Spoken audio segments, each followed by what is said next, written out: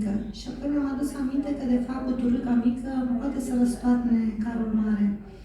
Și mi-am dat seama că experiența mea, întâi și întâi de părinte a unei tinere cu dizabilități, și apoi cea de ONG-istă care are totuși un cuvânt de spus în comunitate, asta fără falsă modestie, pentru că sunt furnizor de servicii, am înființat primele centre de zi pentru copii și pentru adulți în comunitatea mea, fără să știu nimic despre managementul serviciilor sociale. Doar intuiția, dragostea de mamă și nevoia de a-mi ajuta propriul copil să trăiască în comunitate m-au făcut să reușesc. Și acum îmi dau seama că, deși acest proces mă sperie, pentru că cred că nu am destulă încredere în mine că voi putea urma pașii, cred că experiența mea de părinte va avea un cuvânt de spus în fața comunității, a părinților care trăiesc cu aceeași teamă ca și mine, acelor părinți de care vă spuneam că nu au încredere în proprii lor copii, că vor putea să trăiască o viață cât de cât independentă, adică să le dea drumul să-și ia zborul, să aibă propria lor viață, propria lor decizie.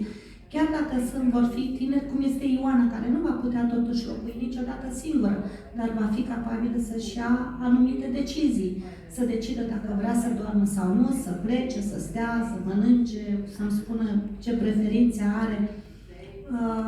Iar cu sistem, cred că aliatul meu cel mai bun e prietena mea, Mariana, care are cunoștințe temeinice și împreună cred că vom putea să ajungem și la inima celor din instituții și mai ales în comunitate, care să accepte această schimbare, să vezi persoane cu dizabilități care decid singure, care merg la cumpărături, care călătoresc singure. Vom vedea ce va fi. Eu sper să am destul curaj să înfrunt tot ceea ce veni. Și eu sunt optimistă. Există probleme, vor fi în continuare. Încercând să implementăm aceste lucruri, cu siguranță ne vom izbi de foarte multă reticență, de foarte multe situații pe care nu o să știm nici acum să le gestionăm. Noi, ca specialiști, suntem de multe ori speriați de aceste situații, când o persoană refuză să-și ia tratamentul, și nu mă refer deloc la o tratament psihiatric, ci la administrarea insulinei sau la respectarea unui regim diabetic sau unui regim hipocaloric. Da, de multe ori specialiștii încearcă să facă consiliere, să explice că poate ne putem opri la al 5-lea energizant, să nu mergem până la 10. Sunt probleme reale cu care și noi, cei din sistem, ne confruntăm. Dar câtă vreme există bună intenție, câtă vreme există canale de comunicare și reușim să ne auzim unii pe ceilalți și să lucrăm împreună, sunt convinsă că o să găsim resursele să începem ceva. E un proces, durează, trebuie să avem răbdare și cu noi și cu ceilalți. Dar important e să pornim și să avem încredere că vrem să facem lucrurile bine.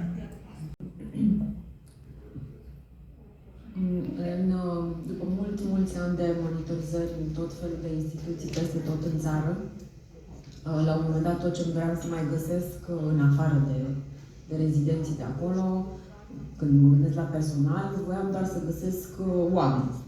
Adică niște ființe despre care înțeleg. Da, trăim într-o țară în care nu suntem pregătiți, în care nu prea suntem competenți, în care psihologul își termină facultatea și cam atât, dar nu prea știe ce să facă și e și nu e vina lui.